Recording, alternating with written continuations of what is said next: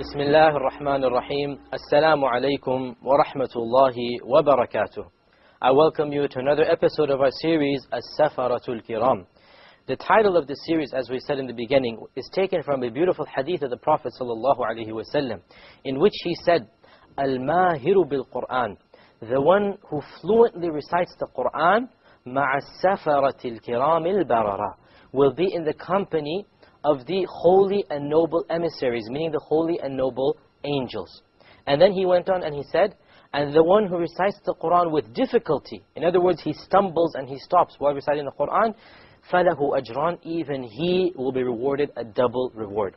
So nobody loses when it comes to reciting the Qur'an. If you recite the Qur'an fluently, and this only comes about through persistent practice, and anybody can recite the Qur'an fluently. If you recite the Qur'an fluently, then insha'Allah, you will be in the company of the As-Safara Al-Keram, of the holy and noble angels. And even if you don't recite it fluently, and you're trying to learn, and you're stumbling, and you're stopping, then even then the Prophet ﷺ said, you will not be rewarded once, you will be rewarded twice for this recitation. In another beautiful hadith, the Prophet ﷺ said, خَيْرُكُمْ مَنْ تَعَلَّمَ الْقُرْآنَ وَعَلَّمَهُ, the best of you are those who learn the Qur'an and then teach it to others. And there was a student of the companion by the name of Abu Abdurrahman As-Sulami, who heard this hadith as a young man. And he was so affected by it, that he changed his entire course of life, and he devoted it to a systematic study of the recitation of the Qur'an. And he spent 30 or 40 years of his life studying and teaching the Qur'an until he became one of the most famous scholars of the recitation of the Qur'an, so much so that almost all of the recitations of the Qur'an that we have, and the ijazat or the chains of narration, they go back through him.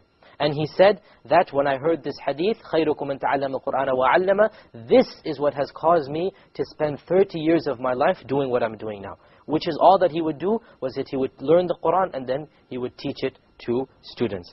In yet another hadith, the Prophet ﷺ is reported that when he entered Mecca, the companion said that he was reciting the Qur'an, وَكَانَ يَتَغَنَّ بِالْقُرْآنِ, and he would recite the Qur'an in a melodious voice, in a very beautiful and strong voice. Someone asked the narrator, how did he used to recite in a melodious voice? So the narrator responded that he would prolong it with mads. كَانَ يَمُدُّهُ مَدًّا. In other words, he would pronounce it properly and put the elongation of the vowels where they should be.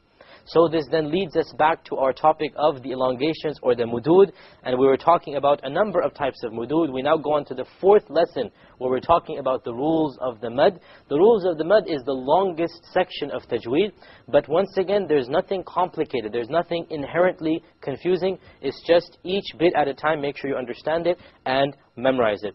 And today we will do something looks very scary, but don't worry, it's very easy. Al-mad al-lazim al-kalimi. And as I said over and over again, don't worry about these terms. The only reason I'm mentioning them even is so that you can go back to the books of Tajweed that you have and corroborate what I'm saying and make sure that this is what this particular rule is. Otherwise, no one really cares about the name of the rule. What is important is you actually understand the rule. Al-mad al-lazim al-kalimi is when a real sukoon occurs after a letter of mad. Okay, what did we do in our last episode? Who can remember? Al-adid al-sukun. And I define adid to mean a voluntary. In other words, a sukun doesn't exist there, but you put it there. Here we're talking about what if there is an actual real sukun, a permanent sukun. This is the topic of today's lesson. So it's not a sukun that you add because you became tired and you wanted to stop. This is a sukun that is actually, if you like, printed in the mushaf. It is right there in front of you. In this case, this permanent real sukoon after a letter of mad is known as mad al-lazim al-kalimi. And the meaning of this phrase is lazim means it is mandatory. Kalimi means it's in one word. So the meaning of this phrase is that the sukoon occurs in one word along with the letter of mad, and it is mandatory to prolong it. And this is the longest prolongation in the Qur'an, in the mudud. It must be belong to how many? 6 harakas. We haven't come to this before. We've only done 2, 4 and 5. Now we're going to move on to the highest level, and there is nothing higher than this. There's 6 harakas, and there's a few more that are also 6 harakas, but there's nothing in which you prolong more than 6 harakas. This al-mad al-lazim al-kalimi can be divided into two categories. The first category is when there is a proper sukoon, okay, such as in this word al-ana. We have an alif here followed by a real sukoon on a lam, so then this is a mad, a letter of the mad followed by a real sukoon. Now, to make life very easy, alhamdulillah, there's only one word in the entire Quran that follows this, and we have it on the screen here. And this word occurs twice, both times in Surah Yunus.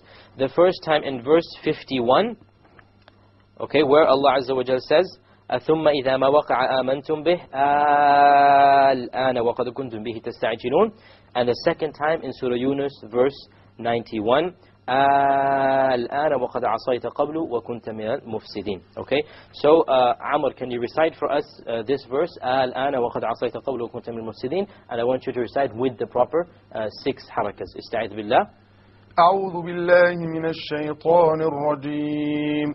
بسم الله الرحمن الرحيم. الآن وقد عصيت قبل وكنت من المفسدين. جزاك الله خير. Notice now, الآن 6 harakas. You cannot get longer than this. So this is the only word in the Quran where there is actually a proper sukoon after a letter of the mad. In other words, you actually physically see the sukoon there. Okay, there's only one word and it occurs twice in the Quran. The first time 51, verse 51 of Surah Yunus. The second time verse 91 of Surah Yunus. The second category of this type of mad is when a shadda occurs after the letter of mad. This is a lot more common. You have maybe a dozen or 2 dozen examples in the Quran. Okay, so this is more common. But the question arises, how is a shadda a sukoon? And for this we need to go back to what really is a shadda. For example, the word ad-dabba. Okay? We have over here an alif followed by a ba mushaddad with a shadda on it. What is the origin of a shadda? A shadda actually is a symbol which is meant to indicate that there are 2 letters there. The first letter will be silent and the second letter has a haraka on it. So over here we have the actual way that dabba should be written is alif ba with a sukoon and then ba with a fatha. Now you see where the sukoon is. Here is a sukoon. And before the sukoon is a letter of the mad followed by a fatha. So you have dabba, like that. Likewise, al-haqqah. Okay, we have same thing. The first qaf is actually a sukoon and the second one has a fatha on it. Okay, so anytime a shadda occurs after the letter of sukoon, and this only occurs after an alif, by the way. There's no shadda that occurs after a ya or a waw, a letter of mad. Anytime this occurs, once again you prolong it to 6 harakas. Another example is al-tammatul kubra. In Surah Nazi'at you have al-tamma. Once again you have the mim mushaddad and it is preceded by an alif. Likewise in Surah Fatiha, every day we recite it. غَيْرِ الْمَغْضُوبِ عَلَيْهِمْ وَلَا الضَّالِّينَ. Once again, the ضَالِّينَ, this is a mad lazim kalimi. You have to prolong it to 6. Just a brief reminder, the leen, what type of mad is this? Adil sukun. It's not mad leen, don't get confused. the mad adil the sukun because you have placed a sukun on the noon. So I can have the second mad to be 2, 4 or 5, but this first one, al-dallin, it has to be 6. Okay? So this is our lesson for today. Very easy, that basically when a real sukoon occurs after a mad, then this is known as al-mad al-lazim al-kalimi, and you have the option, you have no option, you must prolong it to 6 harakas, whether it is a proper sukoon, and this occurs only in one word, or it is in a shadda, and the shadda is, and originally it is one letter which is sukoon, and another letter which has a fatha on it. Let us now turn to Surah Al-An'am, verse 143. Okay, turn to Surah An'am, verse 143. And we're going to start reciting together. Surah An'am, of course, is the 6th surah in the Quran.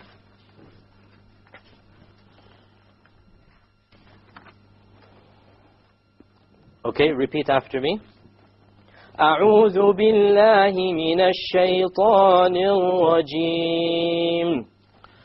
أعوذ بالله من الشيطان الرجيم. بسم الله الرحمن الرحيم.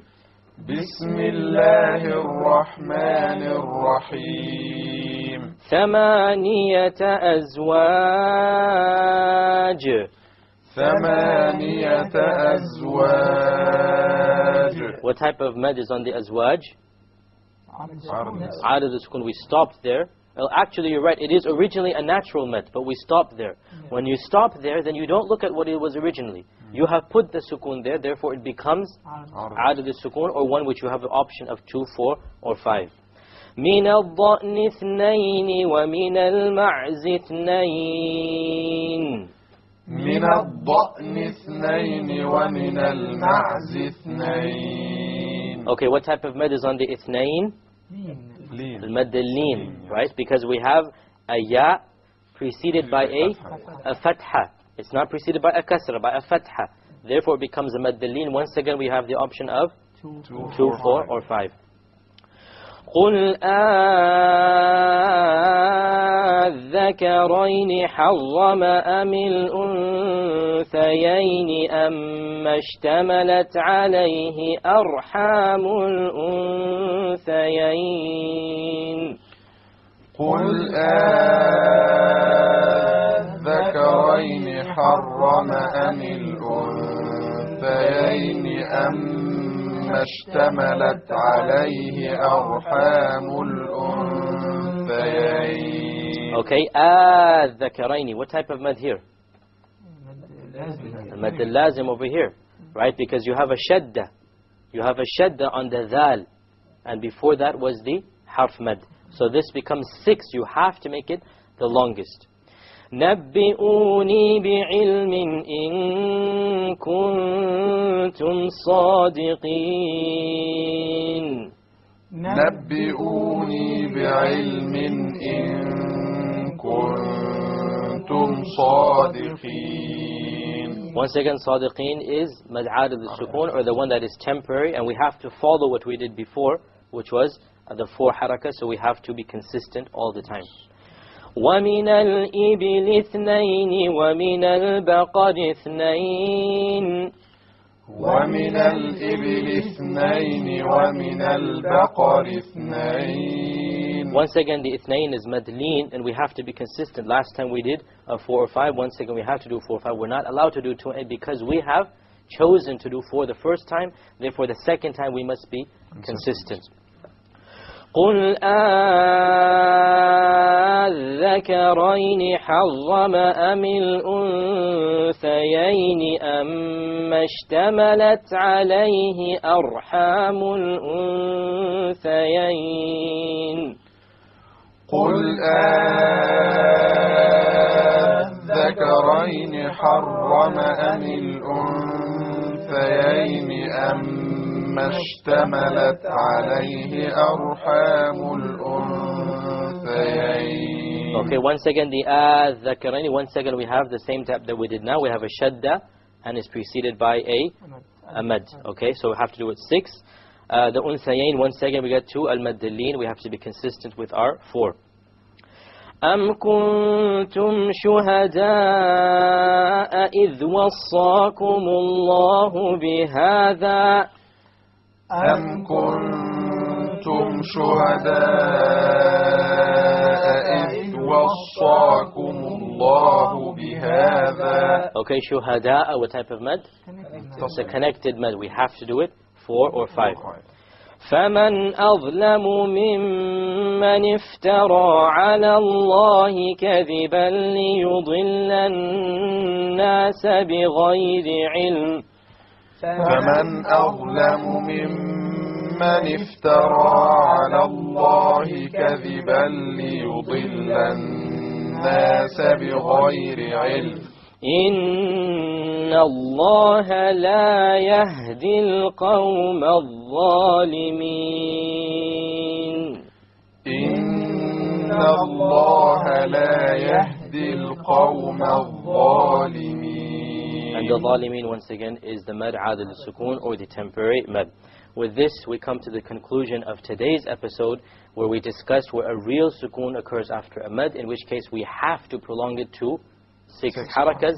Inshallah, in our next episode, we'll continue in the rules of mad. I hope to see you next time. Until then, Assalamu alaikum wa rahmatullahi wa barakatuh.